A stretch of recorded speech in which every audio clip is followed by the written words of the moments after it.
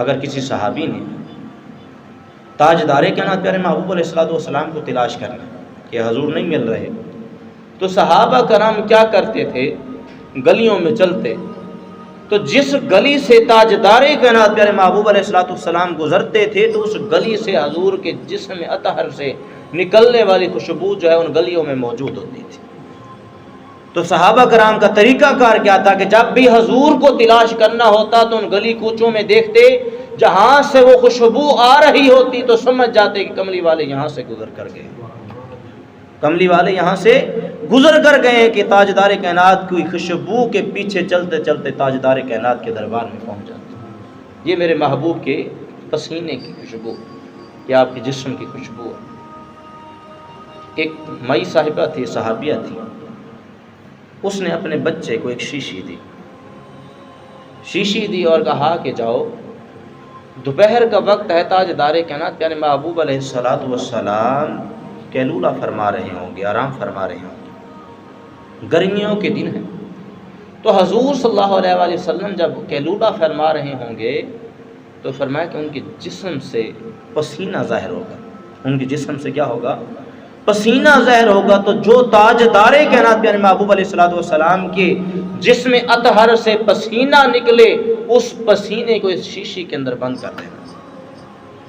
اس پسینے کو شیشی کے اندر بند کر دینا۔ تو اس کا بچہ گیا اور جا کر وہ حضور کا پسینہ لے آیا اس شیشی کے اندر، اور لے کے آیا تو وہ صحابیہ بیان کرتی ہیں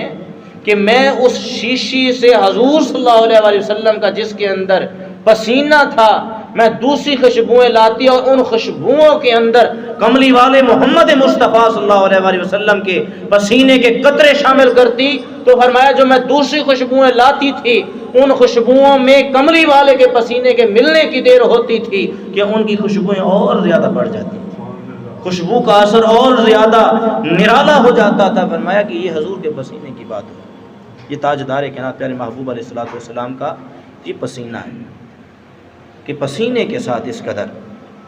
آپ جو ہے آپ کے جسم سے جو ہے وہ آپ کے پسینے سے خوشبو آتی ہے۔ اور آج ہمارے جسموں کی حالت کیا ہے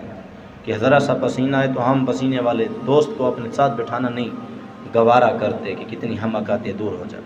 ہو جا۔ یہ وہ ہمارا رہنما ہے جو کامل ہے، ایسا رہنما دنیا کی کسی قوم کو نہیں ملا۔ جتنے بھی ان کے رہنما ہیں کسی نہ کسی بنا پر ان کے اندر کوئی نہ کوئی خامی موجود ہے، لیکن محمد مصطفیٰ وہ دنیا کے عظیم لیڈر ہیں، وہ رہنما ہیں کہ جو ہر نقص سے ہر عیب سے پاک ہیں، اور یہ دنیا کے اندر وہ عظیم ہستی ہے کہ جو جس مقصد کے لیے آیا تھا اس نے اپنا وہ مقصد دنیا کے اندر پورا کر دکھایا۔ وگرنہ حضور کے علاوہ کوئی بھی ایسا نہیں ہے کہ جس نے اپنا مقصد اس دنیا کے اندر جو ہے وہ پورا کیا۔